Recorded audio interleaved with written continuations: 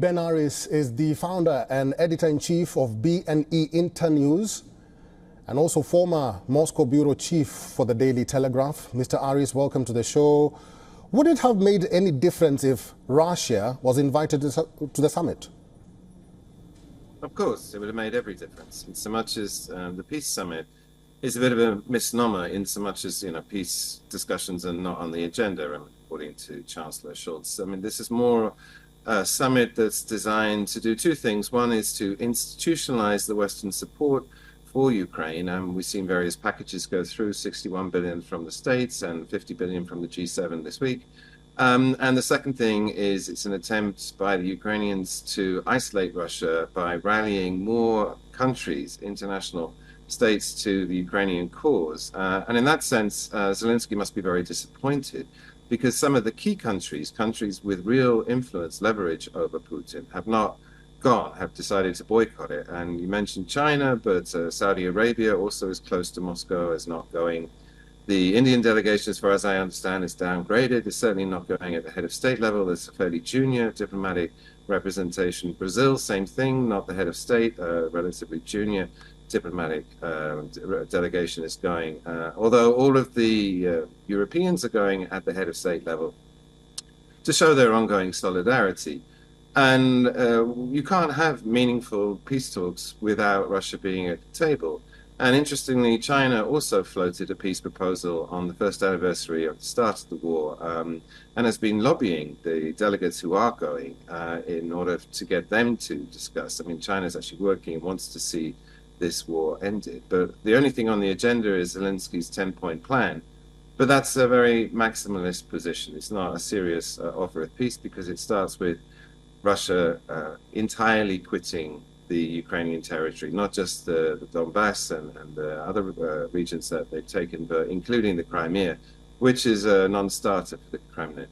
And interestingly, Putin himself yesterday offered a ceasefire. He said that if Ukraine withdraws from the 4 territories that Russia annexed last year, then and also gives up its NATO ambitions, then Russia will be prepared to stop the war today and withdraw its troops immediately.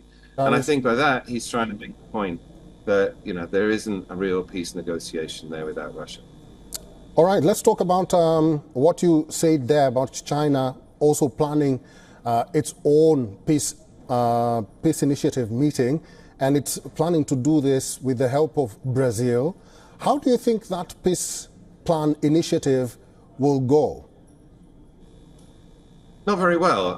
The Chinese peace plan, such as it is basically to freeze the conflict, pretty much the offer that Putin made, freeze the conflicts along the lines on the ground that there are now, and that to turn most of eastern Ukraine into a demilitarized zone and basically freeze the conflict and kick the discussions, the negotiations down the road to in the future sometime where the territory questions will be resolved. And for the Ukrainian side, I mean, that's a non-starter. They're not prepared to give up any territory, although the chances militarily of them driving them out of the country are non-existent. But as I said, China, wants to start the talks. And the Ukrainian side in Istanbul in 2022 had conceded that they would not give up the territory, but at least to freeze the conflict and start discussions. And I think that's what China's pushing for, because this is hugely destructive for everybody. Obviously for the Ukrainians, but also China, given its tension with the States, it doesn't want to see this escalate. It would like to calm everything down because everyone is getting dragged slowly into a third world war. Okay. Mr. Aris, finally and very quickly, what do you think will be the ultimate takeaway or outcome of this summit? What are your predictions? Well, until now, the aid to Ukraine has been ad hoc. And we saw that cause problems at the beginning of this year when America effectively cut Ukraine's supplies off. And Ukraine's energy sector has been completely destroyed in the meantime because the skies were open. It had no air defense missiles left. And I think what this summit marks is the attempt to institutionalize the aid. And America just did a 10-year security deal with Ukraine yesterday, I think, which would be formalized today.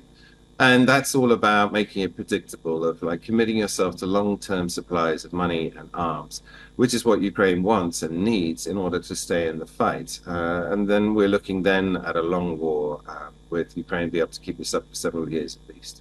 All right, I've been talking to Mr. Ben Aris, who's the founder and editor-in-chief of BNE IntelliNews and also former Moscow bureau chief for the Daily Telegraph.